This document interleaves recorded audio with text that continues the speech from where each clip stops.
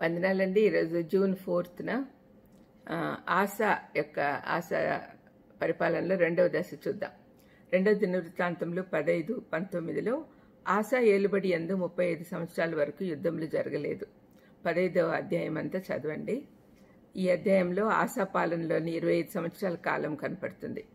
కుషీలపై యుద్ధంలో విజయం పొందాక 35 సంవత్సరాల వరకు ఉన్న కాలమంతా సమాధానం ఉంది. దేవుడు ఈ సమయంలో యూదా దేశాన్ని చాలా వర్ధిల్లజేశాడు. దానికి కారణం స్పష్టంగా కనపడుతోంది. వాళ్ళు విధేయత చూపించారు కాబట్టి.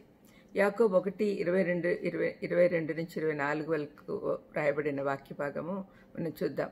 ఆ ఆదేశం పాటిస్తే ఏమవుతుందో ఆశా ద్వారా మనం తెలుసుకోవచ్చు. మీరు వినువారు మాత్రమై ఉండి మిమ్మల్ని మీరు మోసపుచ్చుకొనకుండా వాక్య ప్రకారం ప్రవర్తించు వారినై ఉండుడి. ఎవడైనను వాక్యంను వినువాడై ఉండి దాని ప్రకారం ప్రవర్తింపని వాడైతే వాడు అద్దంలో తన సహజ ముఖంను చూచుకొని మనిషిని పోలి ఉన్నాడు. వాడు తన్ను తాను చూచుకొని అవతలికి పోయి తానెట్టివాడో వెంటనే మర్చిపోవును కదా. మత్తయి 7:24లో యేసయ్య వర్ణించిన బుద్ధిమంతునిలాగా ఆశ ఉన్నాడు. ఆశ దేవుని వాక్యం విన్నాడు, దాని ప్రకారం ఆచరణలో పెట్టాడు. ఆశాను ఏ విధంగా షరతులు పాటిస్తే ఆశీర్వదిస్తాడో దేవుడు అజర్యా ద్వారా చెప్పాడు. అజర్యా ఈ విధంగా చెప్పాడు: ఆసా, యూదావారలారా, బెన్యామీనీయులారా, మీరందరూ నా మాట వినుడి. మీరు యెహోవా పక్షపు వారైన ఎడల ఆయన మీ పక్షమున ఉండును. మీరు ఆయన యొద్ద విచారణ చేసిన ఎడల ఆయన మీకు ప్రత్యక్షమగును. మీరు ఆయనను విసర్జించిన ఎడల ఆయన మిమ్మల్ని విసర్జించును. ఇదే వారికి జరిగింది. వాళ్ళు విధేయత చూపించారు కాబట్టి దేవుడు వాళ్లకు సంతోషాన్ని ఇచ్చాడు, విజయం ఇచ్చాడు. 15:15లో వారు పూర్ణ హృదయంతో ఆయన వెదికారు కాబట్టి ఆయన వారికి ప్రత్యక్షమై చుట్టూనున్న దేశస్థులతో యుద్ధములు లేకుండా వారికి నెమ్మది కలుగజేశాను అని రాయబడింది. వారి యొద్ద ఎలాంటి విగ్రహాలు లేవు.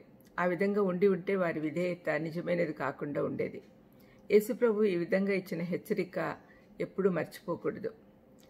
మత్తయి 15:7-8లో ఏమన్నాడంటే, వేషధారులారా, ఈ ప్రజలు తమ పెదవులతో నన్ను ఘనపరచుదురు గాని వారి హృదయం నాకు దూరంగా ఉన్నది.